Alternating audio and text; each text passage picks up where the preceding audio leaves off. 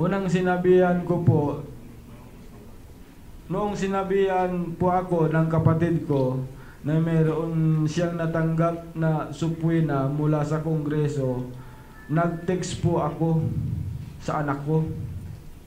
I-text mo nga si Madam Titalay kasi ang tawag nila sa kanya. Ako ang tawag, ang pagkakasabi ko sa kanila, Madam. I-text mo si Madam, kunin mo yung iyong opinion niya kasi dumating na yung supwina na pirmahan ng auntie mo tita. Sabihin mo, aatin ako. Sabi ko sa anak ko, i-text mo iyan kasi tuwing nagtitext ako, hindi na siya nagre-reply kasi kaya itong mga anak ko ang pinay-text ko. Ang reply niya sa anak ko, huwag siyang paatin, huwag siyang umatin diyan.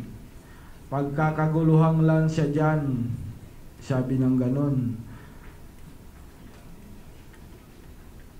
Pagtatawanan lang kaming dalawa, magiging kahiya-hiya kami dyan na dalawa. Gustong gusto kong atinan yung hearing pero ang sabi ni ma'am sa text niya sa akin, anak, na si Hanamida yan, pakisabi sa kanya magtago lang muna siya. Kagagawan yan nila Speaker Alvarez at dikta ni Digong. Pagpipistahan lang siya at kaming dalawa kapag mag-appear siya sa hearing. Ang text po niya ay galing sa number na 0917-842-2759 noong October 1, 2016 bandang alas 6:14 PM.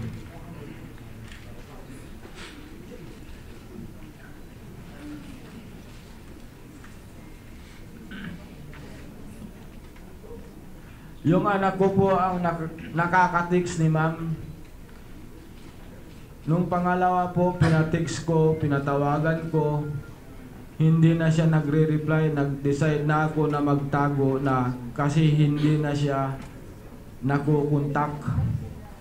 Hindi na rin niya nare-replyan ang aking mga anak.